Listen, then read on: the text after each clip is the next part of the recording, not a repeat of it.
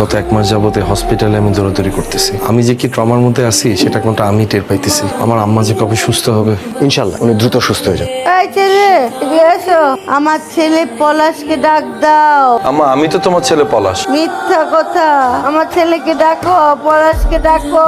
তোমার সমস্যাটা কি পলাশ? মানে তুমি অফিসে আসো দেরি করে, যাও তাড়াতাড়ি, এরপর অফিসে সারাদিন ঘুমাও। এটা তো কোনো অফিস হইতে পারে না। তারপর তুমি অফিস থেকে 9 দিন 10 দিন করে টানা ছুটি নাও। মানে এ অসুস্থ, তোমার ও অসুস্থ।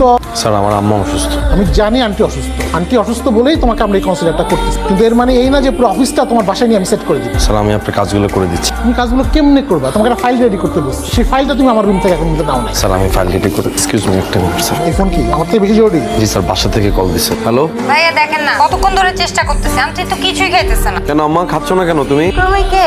আম্মা আমি তোমার ছেলে পলাশ। মিথ্যা কথা। মিথ্যা কথা কেন বলবো? দেয়ালের দিকে তাকায় দেখো আমাদের কতগুলো ছবি। তুমি আজকে আপুর হাতে খাও, আমি রাতে এসে তোমাকে খাওয়াই দিচ্ছি আম্মু।